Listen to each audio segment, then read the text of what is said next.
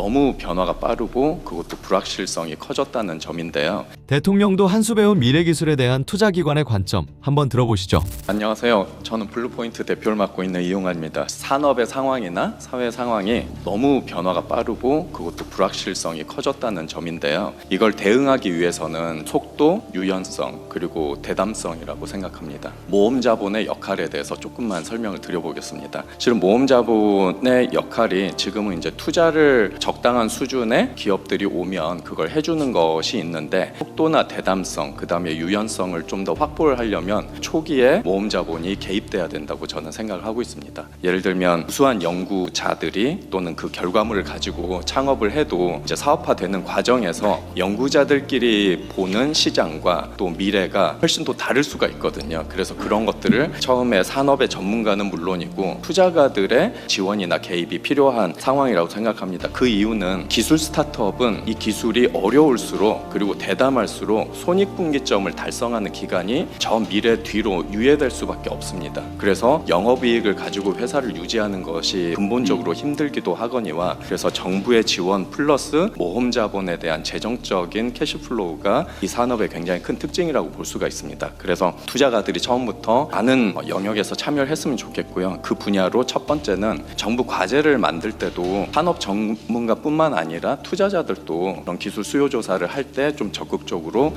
의견을 반영할 수 있으면 완성된 기술 자체가 훨씬 더 시장에 적합하게 좀 개발이 될 수 있지 않을까 생각이고요. 두 번째는 이제 더 적극적으로 개입하는 경우가 이제 해외에서 많이 나오고 있는데, 투자 기관이 스스로 스타트업을 만드는 경우입니다. 최근에는 이런 사례들이 해외적으로 한 2천여 개의 기관들이 이제 만들고 실적들이 나온 게 통계적으로 나오고 있습니다. 같은 성과물을 달성하는데 시간이 거의 절반밖에 안 걸리는 걸로 이제 나오고 있거든요. 우리나라에서는 좀 이런 방식이 최근에 법적 지원이 마련은 됐지만 실질적으로 하는 데 있어서 굉장히 좀 어려운 점이 있습니다. 그래서 이런 부분들이 조금 더 투자기관이 처음부터 적극적으로 역할할 수 있도록 했으면 좋겠고요. 마지막으로 기술에 대한 스타트업은 실은 금융의 본래적인 특성과 굉장히 상반된 게 많습니다. 예를 들면 금융에서는 단기 시간에 좋은 금융 수익을 올리는 게 좋거든요. 이런 기술 스타트업은 굉장히 좀 시간이 오래 걸립니다. 그래서 어떻게 보면 최근에 와서야 금융이나 모험자본이 관심을 갖게 됐고요. 실제로 이 모험자본이 기술 기업에 투자될 때는 굉장히 좀 장기적인 방식으로 설정돼야 되는데 지금은 그런 사례가 거의 없었습니다. 그래서 장기적으로 여기에 참여하는 자본가들에 대한 베너핏을 설계를 해주면 도움이 될 것 같습니다. 감사합니다.